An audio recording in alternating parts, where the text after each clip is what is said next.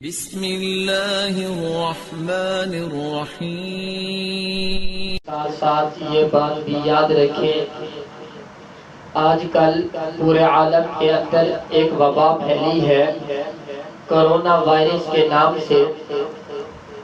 کل ایک آدمی نے مجھے فون کیا اور کہنے لگا کہ یہ کرونا وائرس ہمارے لیے عذاب ہے یا آزمائش ہے۔ میں نے کہا آپ مجھے یہ بتائیں آپ اپنے ابو کے کیا لگتے ہیں؟ اس نے کہا بیٹا۔ میں نے کہا آپ اپنی بہن کے کیا لگتے ہیں؟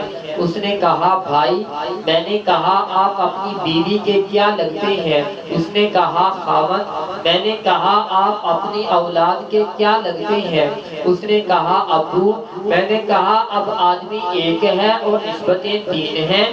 نمبر ایک اپنے ابو کا بیٹا، نمبر دو اپنی بہن کا بھائی، نمبر تین اپنی بیوی کا خاوند، نمبر چار اپنی اولاد کا ابو۔ اب آدمی ایک ہے اور نسبتیں چار ہیں۔ آپ مجھے یہ بتائیں کہ آپ ایک آدمی ہو یا چار آدمی ہو؟ وہ کہنے لگا میں ایک آدمی ہوں۔ میں نے کہا اگر تو ایک آدمی ہے تو پھر نسبتیں چار کیوں؟ وہ کہنے لگا کہ مختلف طرح سے نسبتیں مختلف ہو جاتی ہیں۔ میں نے کہا اسی طرح کرونا وائرس یہ اللہ تبارک و تعالیٰ کی طرف سے عذاب بھی ہے، لعنت بھی ہے اور آزمائش بھی ہے۔ عذاب اور لعنت ان لوگوں کے لیے ہے جو لوگ مسلمانوں پر ظلم اور تشدد کرتے ہیں، اور وہ لوگ جو ان کاموں کے اندر شریک نہیں ہیں ان کے لیے یہ کرونا وائرس آزمائش ہے۔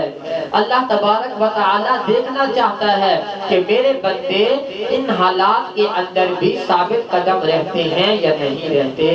ہر بندہ اس کو اپنے لیے لعنت نہ سمجھے، ہر بندہ اسے اپنے لیے رحمت نہ سمجھے، ہر بندہ اسے اپنے لیے عذاب نہ سمجھے، ہر بندہ اسے اپنے لیے آزمائش نہ سمجھے۔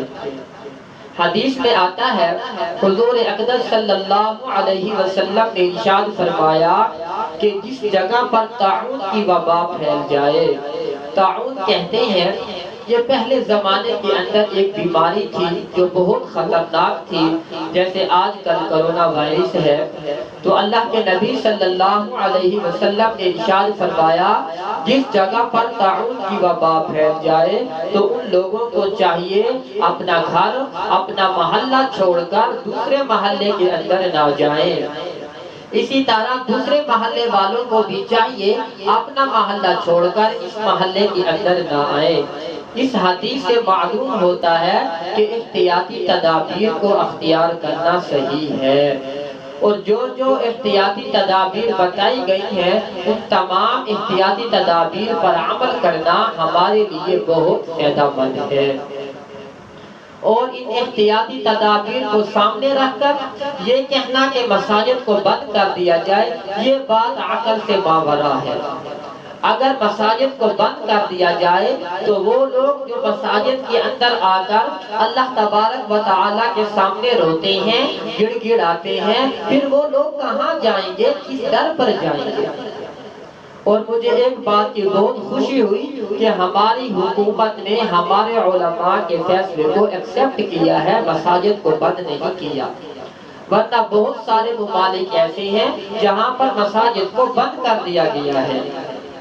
خواہ وہ اسلامی ملک ہو خواہ وہ غیر اسلامی ملک ہو، دین بنتا ہے جو دین میں لکھا ہوا ہو، جو دین میں لکھا ہوا نہ ہو کسی کے فیصلے کے ذریعے سے دین نہیں بنتا۔ بہرحال احتیاطی تدابیر کو اختیار کرنا ہمارے لیے بہت ضروری ہے۔ اور وہ لوگ بھی سن لیں جو لوگ گھر سے مسجد کے اندر نماز پڑھنے کے لیے جاتے ہیں انہیں چاہیے کہ وضو گھر سے بنا کر جائیں اور مسجد کے اندر جائیں، جا کر صرف فرض ادا کریں، سنت اور نوافل بھی گھر آ کر ادا کریں۔ اور اس کے ساتھ ساتھ یہ بات بھی یاد رکھیں کہ اپنی جان کے بچاؤ کے لیے وظائف کا بھی اہتمام کریں۔ سب سے بہتر وظیفہ ہے لا الہ الا انت سبحانک انی کنت من الظالمین۔ یہ بہت ہی زبردست وظیفہ ہے۔ نمبر 2 سیرت النبی صلی اللہ علیہ وسلم کا بھی مطالعہ فرمائیں۔ حکیم الامت مولانا شاہ اشرف علی تھانوی رحمت اللہ علیہ فرماتے ہیں کہ جب طاعون کی وبا ہندوستان کے اندر پھیلی تو ہمارے محلے کے اندر ایک دن کے اندر سینکڑوں لوگ مرتے تھے۔ تو اس وقت اللہ تبارک و تعالی نے میرے دل کے اندر ڈالا تو میں نے سیرت النبی صلی اللہ علیہ وسلم کو پڑھنا اور لکھنا شروع کر دیا۔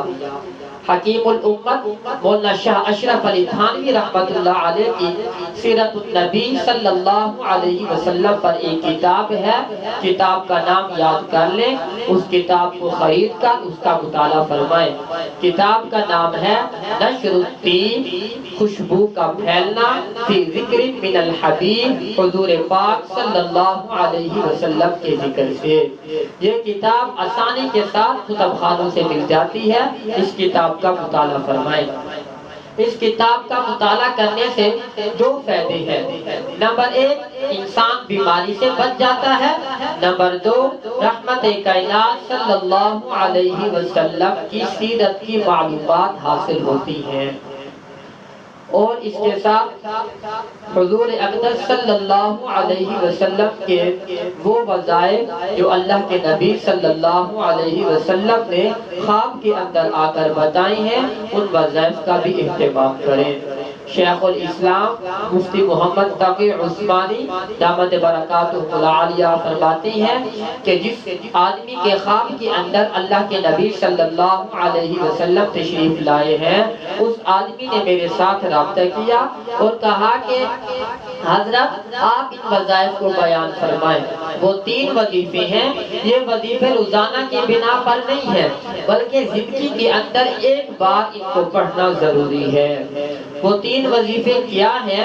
نمبر 1 3 بار الحمدللہ رب العالمین یعنی سورۃ الفاتحہ، نمبر 2 3 بار قل هو اللہ احد یعنی سورۃ الاخلاص، نمبر 3 313 مرتبہ حسبنا اللہ ونعم الوکیل۔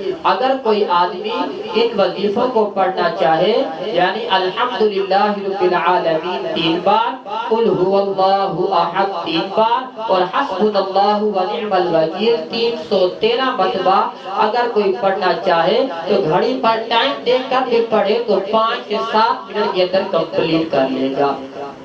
دعا ہے کہ جو کچھ کہا سنا اللہ تبارک و تعالی اس کو اپنی بارگاہ کے اندر قبول و منظور فرمائے، آمین۔